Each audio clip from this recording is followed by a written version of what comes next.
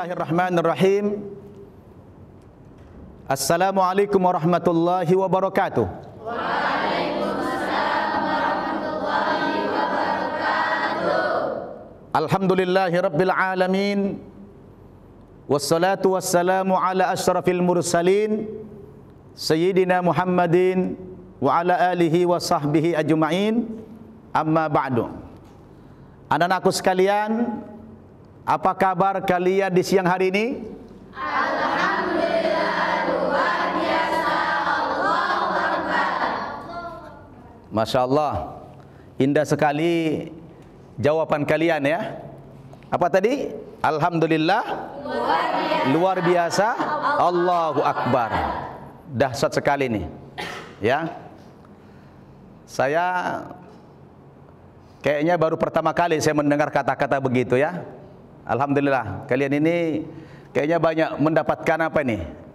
Apa namanya? Suka nonton ya? Alhamdulillah. Baik, anak-anakku sekalian, para santriwan dan santriwati Mu'allaf Center An-Naba, seperti biasa, serial pembinaan mu'allaf ini harus terus istimrar. Apa? Istimrar. Tahu arti istimrar? Yaitu berkelanjutan, continue. Itulah makna daripada istimrar. Ya. Kalau kita mengawali pembinaan mu'allaf kemarin, materi awal kita adalah pentingnya mensyukuri nikmat iman dan Islam. Maka materi yang selanjutnya adalah pentingnya bersabar di dalam beriman dan berislam. Apa?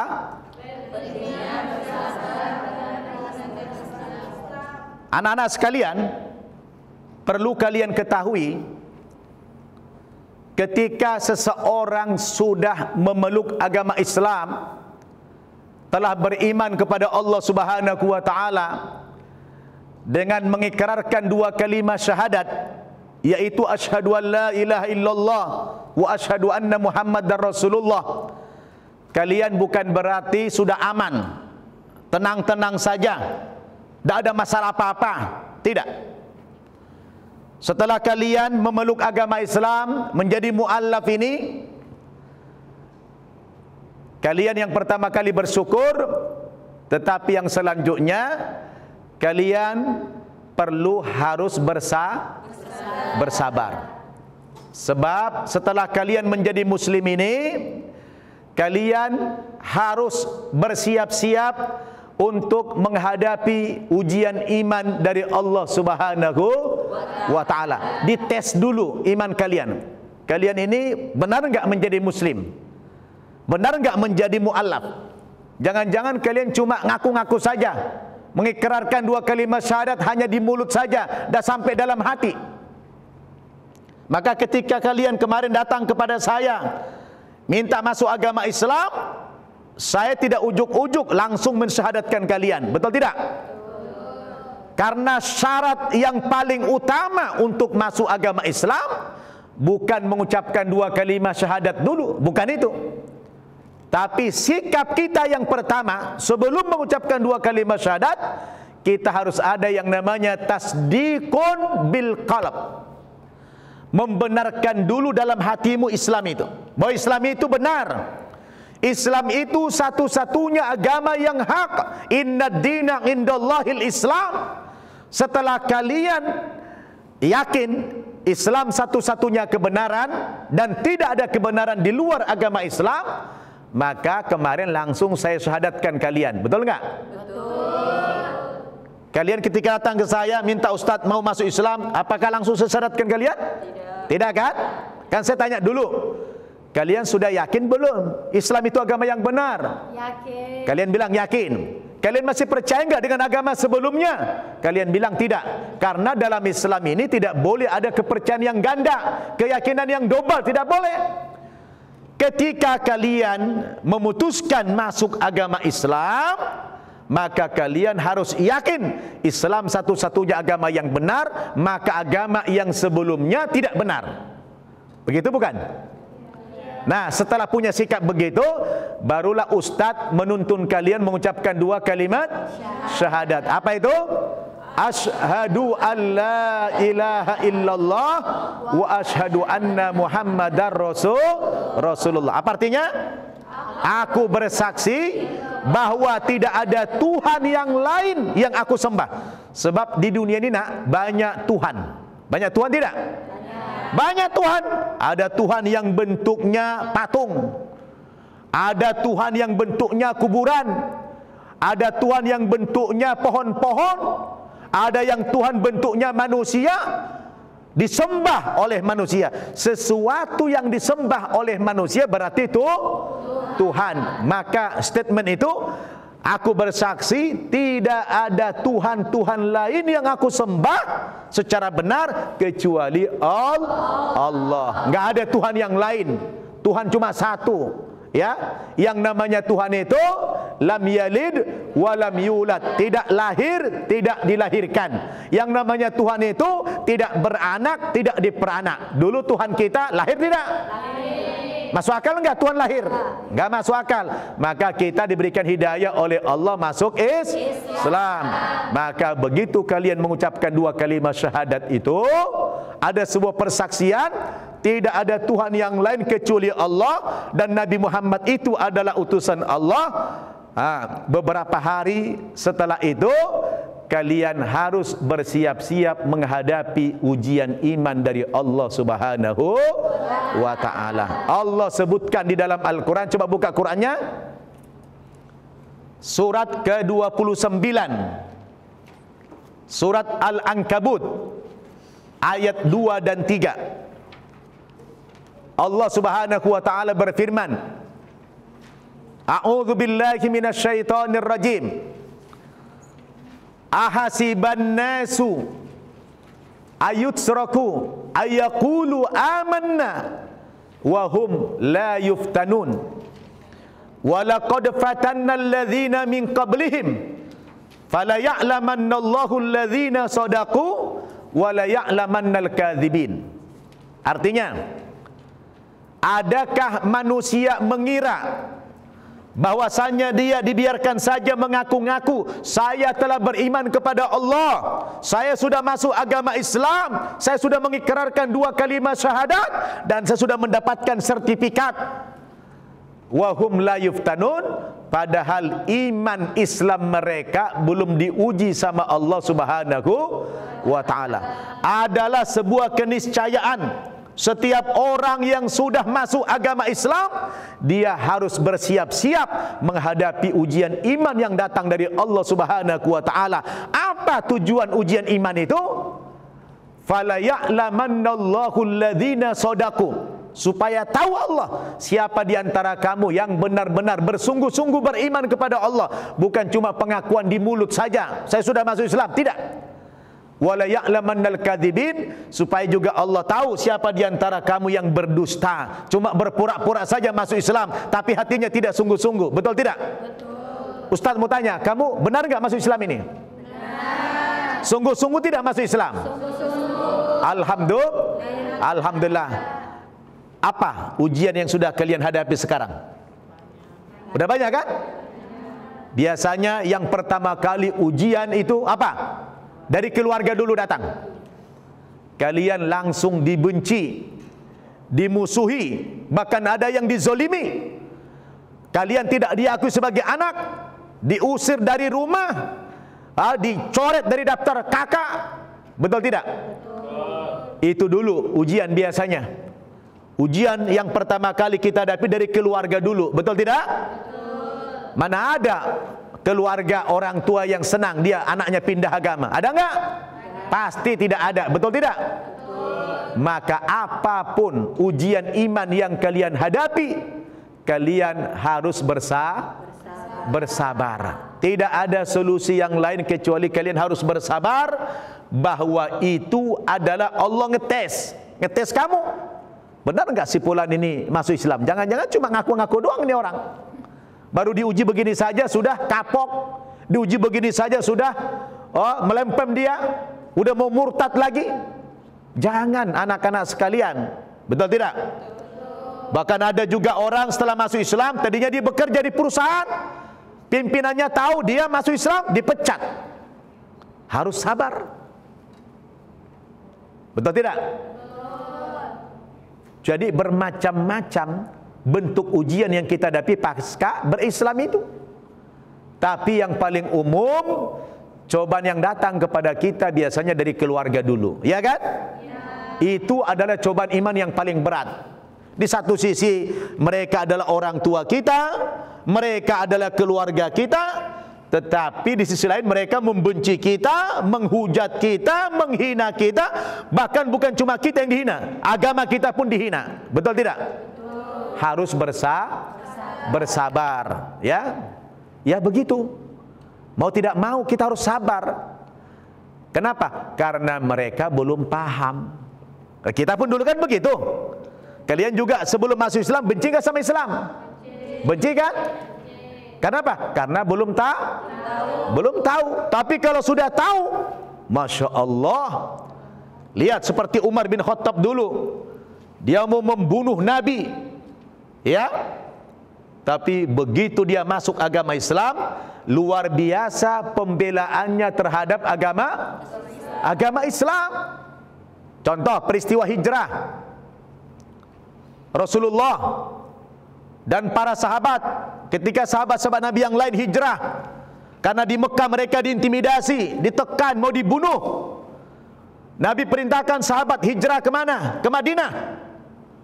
Yang lain hijrah itu anak-anak pada takut. Wow, sembunyi-sembunyi. Ada yang hijrah di malam hari, mencari jalan-jalan tikus yang kira-kira tidak dilewati masyarakat umum. Karena apa? Takut daripada kafir Quraisy. Tapi Umar, seorang yang sangat ganas dulu, mau hijrah dia kumpulin orang-orang kafir Quraisy. Hei orang-orang kafir Quraisy, sini, dengarkan Umar bicara.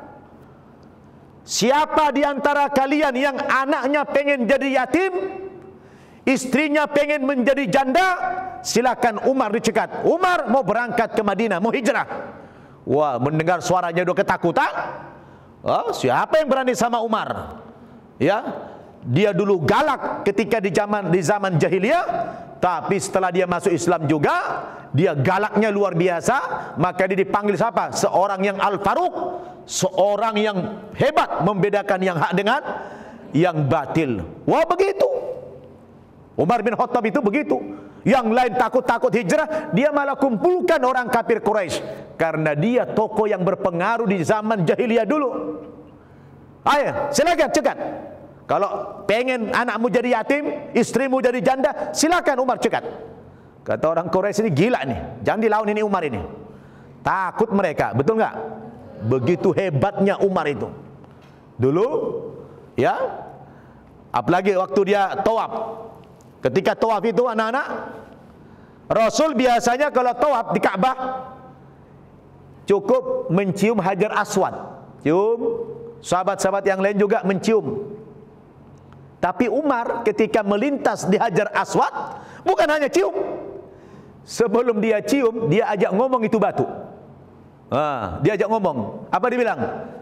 Ya Hajar, wahai batu hitam, inni a'lamu annaka lahajarun. Sesungguhnya aku tahu engkau ini hanya batu hitam biasa. La tanfa' wa la tadur.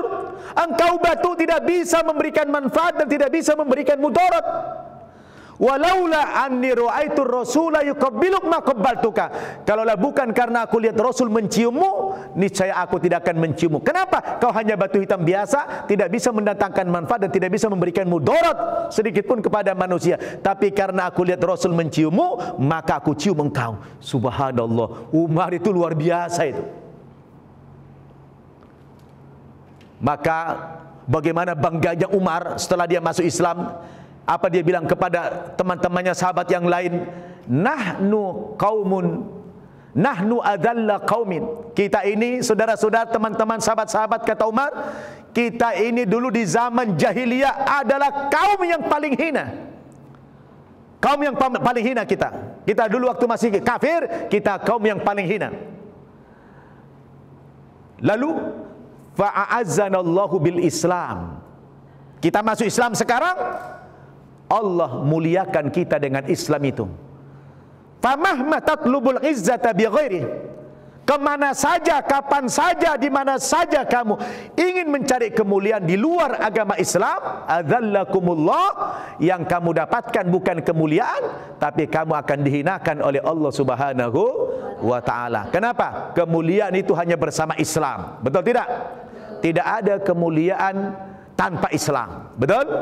Kalau kamu ingin mulia, ingin diangkat derajatnya oleh Allah Subhanahu wa ta'ala, maka istiqamalah dalam agama Islam. Apa itu istiqamah? Konsisten. Tidak pelin-pelan, tidak berubah-ubah. Sekali berislam selamanya. Apa ganjaran kepada orang yang istiqamah itu? Innalladzina qalu rabbunallah thumma istaqamu tatanazzalu alaihimul malaikah alla takhafu wa la tahzanu wa abshiru bil jannati allati kuntum tu'adun. Sesungguhnya orang-orang muslim yang berkata Tuhanku adalah Allah, dia berkata Tuhanku adalah Allah, thumma istaqamu, kemudian dia istiqamah mempertuhankan Allah, tidak pernah mempertuhankan hawa nafsu, tidak pernah mempertuhankan Nabi Isa, tidak pernah mempertuhankan Tuhan-Tuhan yang lain. Tuhannya hanya Allah. Dia istiqamah mempertuhankan Allah. Apa janji Allah? Tatanazzalu alaihimul malaika, maka para malaikat Allah akan turun memberikan hiburan kepada kalian. Apa katanya? Wahai orang-orang yang istiqamah, Allah taqafu, kamu para mu'allaf, jangan pernah merasa takut kamu di muka bumi ini. Wala tahzanu, jangan pernah kamu bersedih hati setelah berislam ini. Kamu boleh dikucilkan, boleh dimusuhi, tapi wa abshiru bil jannati allati kuntum tu'adun, bergembiralah kamu, berbahagialah kamu dengan sorga yang telah disediakan oleh Allah Subhanahu wa ta'ala kepadamu. Karena kamu apa? Kamu istiqamah dalam agama Islam. Kamu digonjang, diuji keimanan kamu, tapi kamu bersabar, selalu mengatakan inna lillahi wa inna ilaihi raji'un. Ini bukan hanya kalimat waktu orang meninggal saja. Kapan saja ketika kita menghadapi ujian itu, kita mengatakan ini semua datang dari Allah. Saya diuji begini, Allah ingin mengetahui saya ini orang yang benar-benar beriman apa tidak. Dan yang kedua, ujian iman itu dalam rangka menaikkan derajat kamu di mata Allah Subhanahu wa ta'ala. Kamu kan sekolah nih, betul enggak? Kamu kalau sekolah ada ujian enggak? Ada. Makin tinggi kelas kamu, makin tinggi enggak ujiannya? Makin tinggi ujiannya, betul enggak? Makin tinggi kelasnya, makin tinggi ujiannya. Pertanyaannya, di sekolah apa tujuan ujian itu? Apa tujuan daripada ujian dibuat? Supaya guru sekolah itu tahu tentang kompetensi kalian, supaya tahu kalian sungguh-sungguh sekolah apa tidak. Maka dibuat ujian, dan hasil daripada ujian itu kamu naik kelas. Betul enggak? Makin tinggi kelasnya, makin berat ujian yang dihadapi. Ya, contoh seperti pohon-pohon ini, lihat pohon kelapa itu. Makin tinggi pohon itu, makin kencang anginnya. Betul enggak? Lihat aja. Makin tinggi pohonnya, makin tinggi goncangan angin. Kalau takut digoncang angin, itu resiko digoncang angin. Jangan menjadi pohon yang tinggi. Silakan menjadi rumput. Tidak digoncang angin memang, tapi diinjak-injak orang. Mau pilih mana? Diinjak-injak hina. Betul nggak? Kalau tinggi digoncang angin, pilih mana? Nah, mending tinggi, mulia. Kalau jatuh, syahid. Ya kan?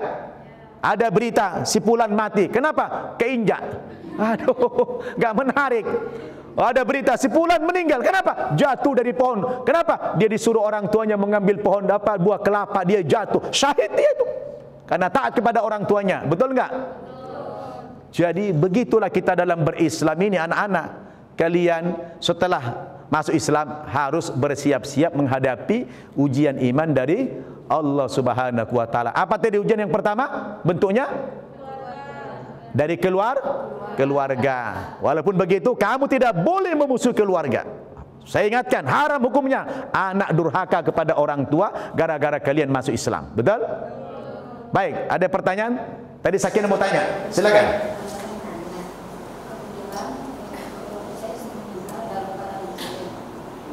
Dalam keadaan non-muslim, ya.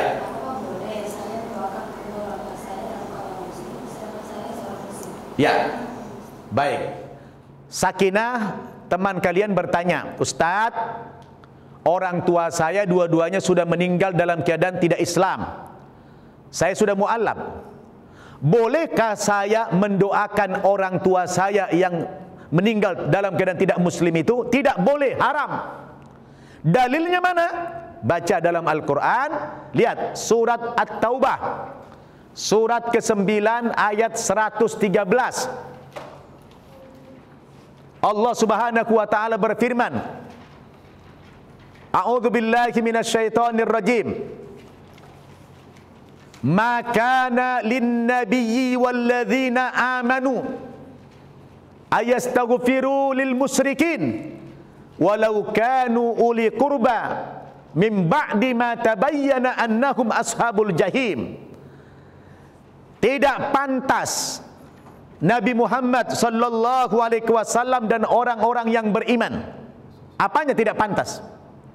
Berdoa, memohonkan ampun kepada Allah Subhanahu wa taala atas dosa-dosa orang musyrik, dosa-dosa orang kafir, walau kanu uli qurba, sekalipun orang tua kamu itu, sekalipun mereka adalah orang tuamu, keluarga terdekatmu, ayahmu, ibumu, anak cucumu, mim ba'di ma tabayyana annahum ashabul jahim, setelah nyata bagi mereka bahwa orang musyrik itu kalau mati tempatnya di neraka Jahannam. Di dalam surat Al-Munafikun Allah tegaskan lagi, sawaun alaihim astaghfarta lahum am lam tastaghfir lahum la yaghfirullahu lahum. Sama saja bagi orang kafir itu, sama saja bagi orang-orang musyrik itu, kamu doakan, kamu mintakan ampun kepada Allah atau tidak, kalau dia matinya dalam keadaan musyrik, matinya dalam keadaan kafir, maka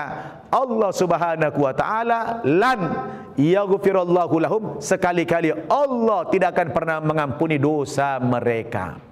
Jadi seorang anak yang sudah mu'alaf tidak perlu lagi mendoakan orang tua atau saudara yang lain yang meninggalnya dalam keadaan yang tidak muslim. Dan tidak usah ziarah-ziarah. Tapi jangan benci, jangan musuhi. Yaitu kan takdir Allah kepada mereka meninggal dalam keadaan tidak muslim. Kita sebagai anak tetap ada perasaan sedih, menangis, betul enggak? Ya Allah, nanti di akhirat orang tua saya akan mengalami penyiksaan, ya Allah, saya di dalam surgamu kelak, ya Allah. Sedih tidak? Sedih. Iya, tapi itulah takdir Allah. Kita nggak bisa berbuat apa-apa, betul nggak? Saya juga orang tua saya meninggal dalam keadaan tidak muslim, ya saya tidak bisa melakukan apa-apa. Itulah takdir Allah Subhanahu wa ta'ala. Jadi kembali kepada pertanyaan Sakinah, boleh tidak kita mendoakan orang tua yang sudah meninggal tapi non muslim? Tidak boleh dan tidak ada gunanya. Ya, kalau masih hidup boleh nggak Ustaz? Boleh, yang masih hidup. Tapi doanya bukan doa minta diampuni dosanya, tapi doa minta diberikan hidayah oleh Allah Subhanahu wa taala. Cara doanya apa? Allahumma hdi ahli, Allahumma hdi usrati, Allahumma hdi akhi, Allahumma hdi ukhti. Ya Allah, berikanlah petunjuk hidayahmu kepada saudaraku, kepada orang tuaku, kepada kakak aku, kepada adikku. Fa innakum la ya'lamun, karena sesungguhnya mereka belum tahu kebenaran, ya Allah. Nah, doa minta hidayah kepada Allah boleh kalau mereka masih hidup. Jelas? Jelas tidak? Jadi bagaimana sikap kamu menghadapi ujian? Harus sabar. Sabar di dalam berislam, sabar dalam beriman, sabar di dalam meninggalkan kemaksiatan, sabar dalam menjalani ketaatan, ya, sabar di dalam membelanjakan harta. Sebab sabar ini banyak pengertiannya, sebab itu banyak, luas. Kita bukan hanya sabar menghadapi ujian, bukan hanya sabar dari musibah, Tapi kadang-kadang kalau kita punya harta pun perlu bersabar. Bersabar gimana? Sabar untuk tidak berpoya-poya menggunakan harta itu. Betul? Nah, paham tu? Baik, ini materi pembinaan kita, betapa pentingnya kita bersabar karena sesudah masuk Islam akan diuji keimanannya oleh Allah Subhanahu wa taala, maka tidak ada solusi yang lain kecuali kita bersabar. Kata Allah, "Wa basyiris sabirin", sampaikan berita gembira kepada orang-orang yang sabar. Semoga Allah Subhanahu wa taala memberikan kekuatan iman Islam kepada kita semuanya, kepada kalian semuanya, dan kalian dibuat istiqamah dalam berislam ini dan diberikan ketabahan, kesabaran dalam menghadapi setiap ujian yang Allah berikan kepada kalian, karena itu pasti tidak mungkin kamu beriman tidak diuji sama Allah. Betul? Maka kita mohon perlindungan Allah supaya setiap kali kita menghadapi ujian yang berat, kita diberikan ketabahan dan kesabaran oleh Allah Subhanahu wa taala. Amin ya rabbal alamin. Kita tutup dengan doa kafaratul majlis. Subhanakallahumma bihamdik, asyhadu an la ilaha illa anta, astaghfiruka wa atubu ilaik. Wassalamualaikum warahmatullahi wabarakatuh.